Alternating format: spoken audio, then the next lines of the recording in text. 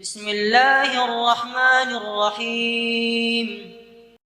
Fa'innahuma, maka sesungguhnya bergurau dan tertawa, yusqitanil haibata, menghilangkan keduanya al-haibata, kewibawaan.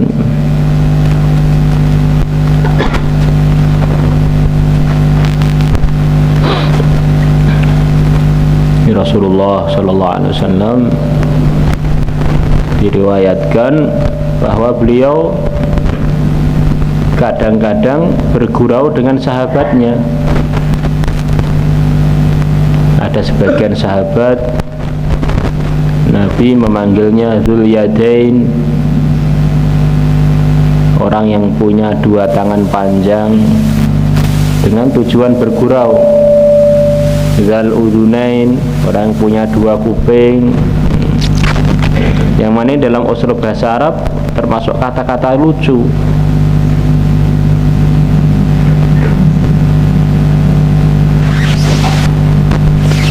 Datang seorang sahabiah pada Nabi, yang sahabiah tadi sudah begitu tua,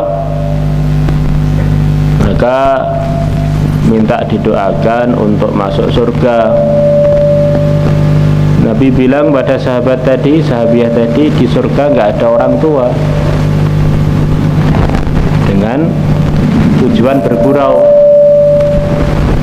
Di sini kok nggak boleh bergurau, itu bagaimana? Maksudnya adalah wallahu alam, kebanyakan bergurau. Kalau hanya bergurau sekali sekala, itu pernah dilakukan juga oleh Nabi besar Muhammad sallallahu alaihi wasallam.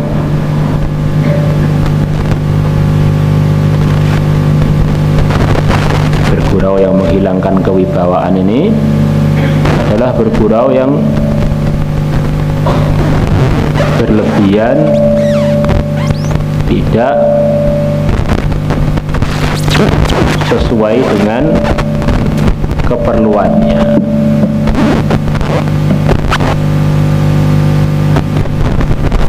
Begitu juga para sahabat, antar mereka kadang-kadang bergurau.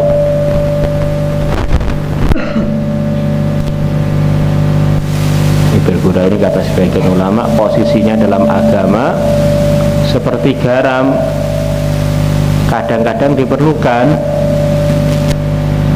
tapi di sebagian tempat garam itu nggak sesuai.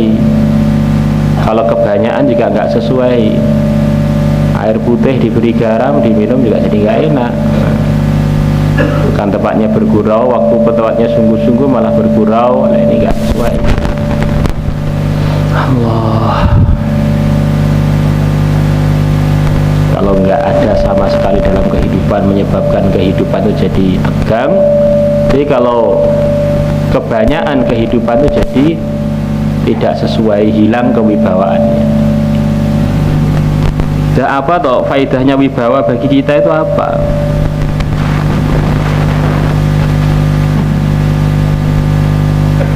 Al-Imam Al-Asma'i rahimahullah, beliau mengatakan, aku dulu sebelum dianggap sebagai orang yang dituakan dalam urusan agama, aku sering gurau, sering tertawa. Ini begitu saya dianggap orang yang dituakan dalam agama, saya mau senyumnya aja mikir dulu, ini kira-kira merugikan agama apa tidak, ini kira-kira cocok nggak sebagai orang yang dituakan dalam agama senyum dalam urusan ini.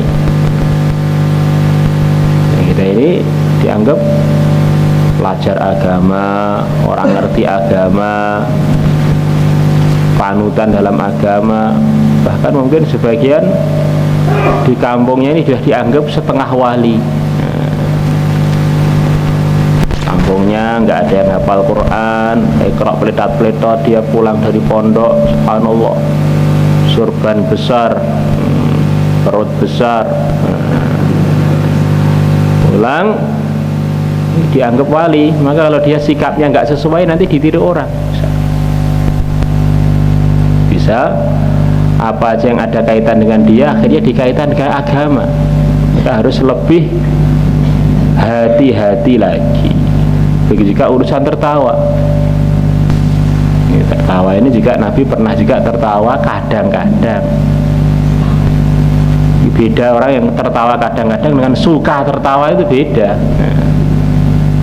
Pada hari Sayyidina Ali naik unta, baca takbir, kaki kanan dulu, baca takbir, dada doa. Kemudian terakhir beliau tertawa. Tiba-tiba beliau tertawa. Ini dalam Raudhul Ahbab diceritakan itu. Maka teman-teman beliau tanya pada beliau, loh, kenapa kok tiba-tiba tertawa tanpa ada sebab? Maka Sayyidina Ali bilang, saya dulu melihat Nabi selepas doa ini tertawa, maka saya nirukan beliau tertawanya biar pas pada waktu beliau tertawa. Riwayat ini menunjukkan Nabi pernah tertawa juga.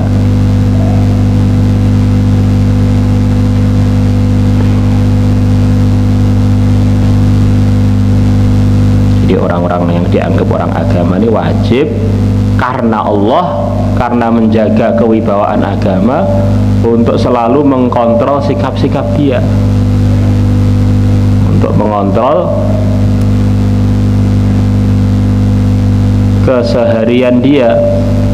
Jangan sampai ada sikap-sikap yang keliru, akhirnya dengan sebab dia agama menjadi tercoreng. Allahu Akbar.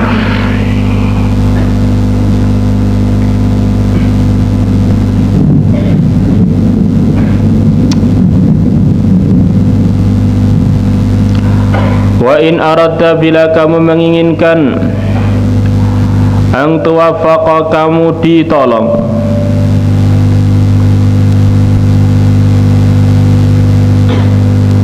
Ini zaman dulu diceritakan urusan tadi.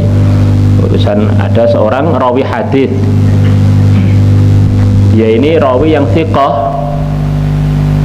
Kemudian tiba-tiba diputuskan oleh lajnah muhadditsin bahwa riwayat dia tidak boleh diterima.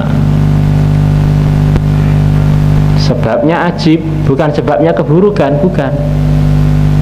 Sebabnya dia punya sikap yang meragukan kalau dia ini orang yang sempurna warasnya. Jadi bajunya bagian depan ditulisi Allah, kiri kanan, belakang, lengannya. Maka para muhaditsin waktu itu bilang, ini orang ini punya sikap yang tidak sesuai sebagai orang yang waras yang biasanya. Maka diputuskan hadisnya dhaif, dikhawatirkan dia ada miring otaknya. Kalau di Indonesia ini dianggap wali ini, gandrung dengan Allah, bajunya di mana-mana tulis Allah, Allah. Sikap ini sikap yang nggak wajar, tidak sewajarnya orang yang normal. Contohnya begitu, itu orang agama ini harus usaha punya sikap-sikap yang sesuai, pakaian yang sesuai, omongan yang sesuai.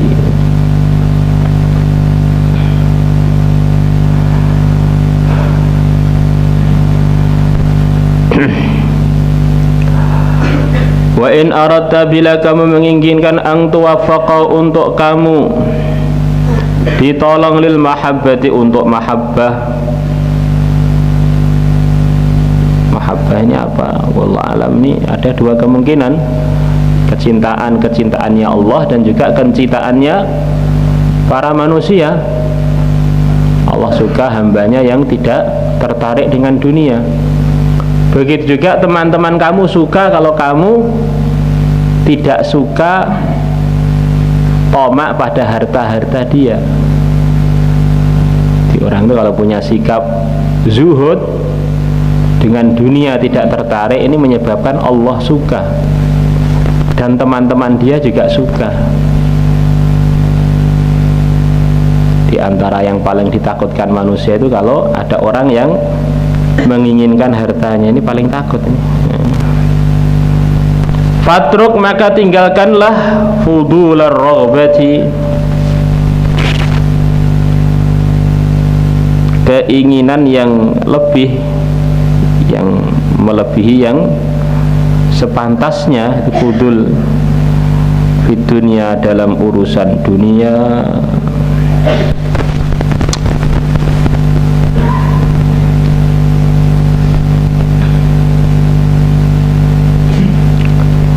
Wa in aradta, bila kamu menginginkan ang tuwaffaqa, untuk kamu ditolong Allah, li islahi aibi nafsika, untuk memperbaiki cacat diri kamu, fatrukit tajassusa, maka tinggalkanlah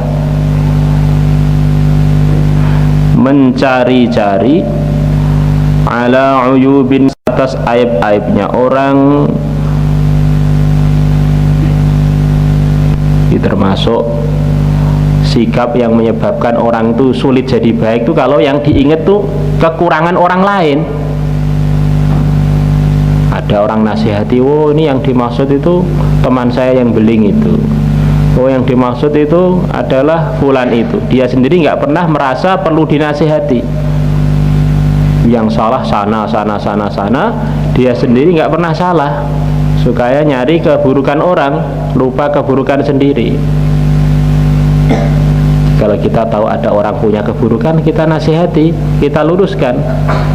Jadi jangan suka mencari-cari keburukan orang. Di mencari keburukan dengan meluruskan keburukan itu beda lah. Mencari itu memang dia menyempatkan waktu untuk melihat keburukan orang. Maka tajassus dalam agama dilarang. Semua orang punya kekurangan. Kalau kamu nyari-nyari keburukan orang, Allah akan permalukan kamu walaupun kamu di rumah kamu sendiri. Sampai dalam beberapa nasihatnya para ulama, ya Allah ini sifatnya as-sattar, yang maha menutupi. Kalau Allah buka aib kita, orang-orang yang paling dekat dengan kita pun akan jijik melihat kita. Suami masih sayang pada istri, istri masih sayang pada suami, teman masih senang dengan teman, ini karena masih ditutupi aibnya oleh Allah. Kalau dibuka aibnya masing-masing, orang itu jadi pisah dengan istrinya, suaminya, pisah dengan teman-temannya. Maka jangan suka buka aibnya orang. Akhirnya kalau aib kita dibuka, kita juga akan malu. Maka tertibnya para nabi bukan tajassus, tafakkud, bukan mencari keburukan. Tafakkud ini kurang lebihnya kenapa nggak ikut program. Yang ditekankan programnya, program 24 jam dikuatkan. Kok ada teman-teman yang nggak ikut program, dicari biar ikut program. Seperti itulah yang kita usahakan di pondok. Yang kita tekankan benar pengabsenan. Orang yang nggak ikut absen berarti nggak ikut program. Yang nggak ikut program perlu diluruskan. Nggak usah diluruskan, diserahkan walinya, karena kita hanya sebagai wakilnya walinya. Allah, fa inna tajassusa, maka sesungguhnya nyari-nyari keburukan orang, min syu'abil iman, termasuk cabang, min syu'abin nifaq, termasuk dari cabangan-cabangan kemunafikan. Di antara sifatnya para munafikin adalah yang suka nyari keburukan orang, padahal mereka ini adalah orang yang terburuk ya. Kalau orang ini ingin tahu dia ini terburuk apa tidak, kalau ada sikap tajassus ini berarti dia ini orang buruk. Kama anna husnal dhanni, seperti sesungguhnya baik sangka, min syu'abil imani, termasuk cabangan iman. Seperti bahwasanya baiknya persangkaan termasuk cabangan iman. Jadi orang ini almar'u yaqisu ala nafsihi, sifat-sifat dia ini akan mempengaruhi sikap-sikap dia. Sifat-sifat dia akan mempengaruhi sikap-sikap dia. Orang ini kalau buruk, punya sikap-sikap yang buruk, sifat-sifat yang buruk, perasaan dia orang-orang lain juga buruk. Akhirnya dia suka cari keburukan. Begitu juga orang iman ini orang yang baik, maka dia ini punya sikap, perasaan dia orang-orang lain ini adalah orang-orang baik juga. Di antara tandanya orang itu imannya lurus, dia ini ada baik sangka dengan orang lain karena dia ini orang baik, akhirnya kebaikan dia mempengaruhi sikap dia.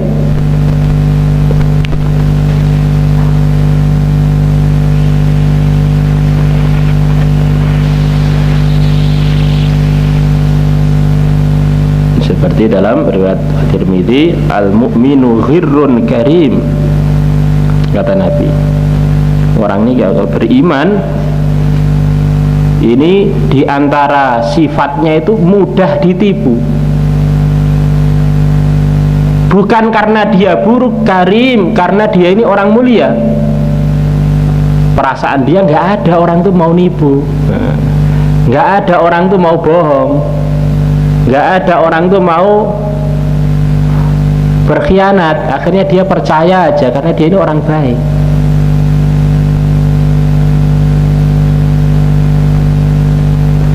Beberapa tahun yang lalu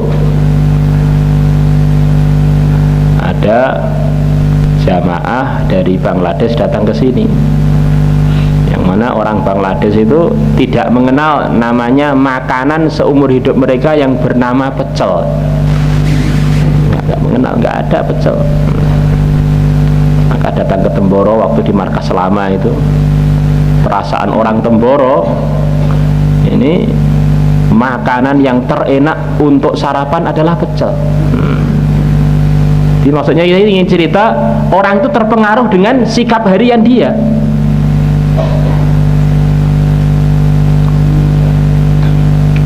Maka kita hidangkan pecel sambal kulupan mentah pada mereka.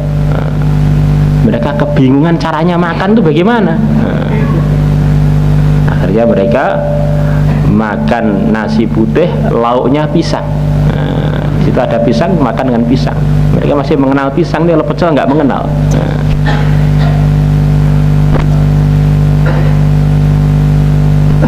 Di orang ini karena dia buruk, hari-hari buruk, akhirnya perasaan dia orang-orang lain juga buruk. Orang karena hari-harinya baik, akhirnya perasaan dia orang-orang lain juga baik.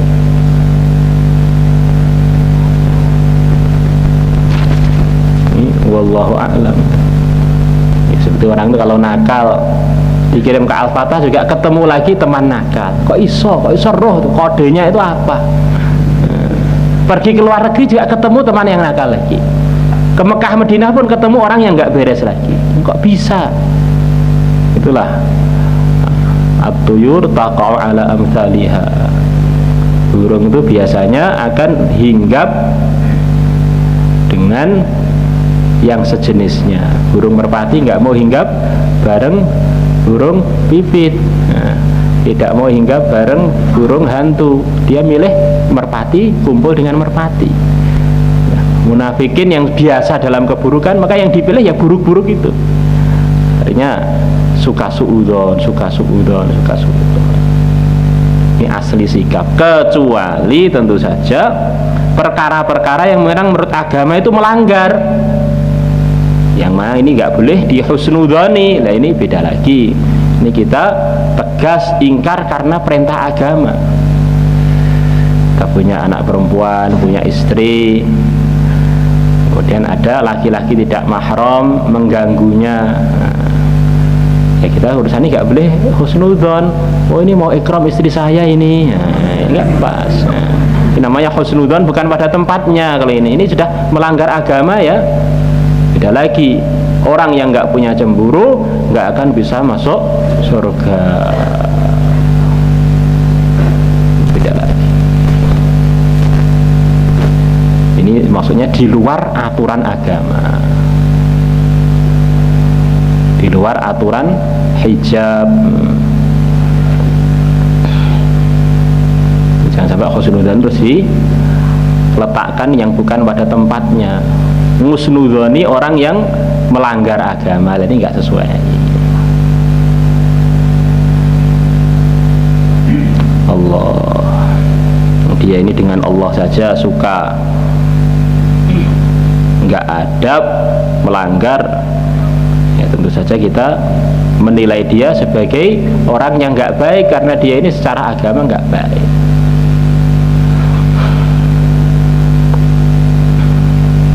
Allah lebih tahu ini baik apa tidak. Kalau ini sudah melanggar kebaikan yang ditentukan oleh Allah, berarti dia ini bukan orang baik.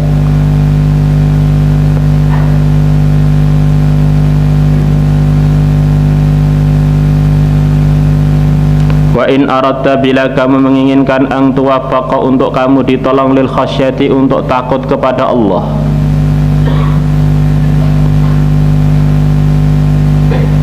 Termasuk sifat-sifat yang diridhai oleh Allah pada orang iman adalah orang iman yang punya sifat khusyuk. Nah, di antara cara mendapatkan khusyuk itu bagaimana? Fatrukit tawahuma, maka tinggalkanlah membayang-bayangkan. Tawahum, membayang-bayangkan, menghayal-hayalkan, fi kaifiyati dzatillah, mengenai keadaan-keadaan zatnya Allah Ta'ala, Maha Tinggi Allah. Jadi kita ini diwajibkan iman kepada Allah, tidak akan bisa masuk surga kecuali orang yang imannya benar kepada zatullah, bahwa Allah adalah pencipta kita, pencipta segalanya. Tapi dalam adabnya beriman ini ada adab-adab. Itu Allah ini wajib kita yakini sebagai pencipta, pengatur segalanya, yang menggerakkan segalanya, yang mendatangkan manfaat dan mudarat. Tapi jangan sekali-kali kita bayangkan disamakan dengan apa saja. Laisa kamitslihi syai'un wa huwas samiul basir. Apa saja yang terbetik dalam otak kita, dalam khayalan kita, dalam pikiran kita, dalam hati kita mengenai zatullah, Allah bukan begitu itu.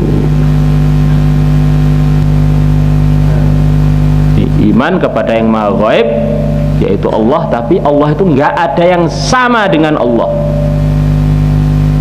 Begitu ada bayangan-bayangan mengenai zatullah, maka kita tolak bayangan-bayangan, khayalan-khayalan itu. Taslam, maka kalau kamu meninggalkan berhayal-hayal mengenai zatullah tadi, kamu akan selamat minas syakki, dari keraguan, wan nifaqi, dan sifat kemunafikan. Wallahu a'lam. Takrar.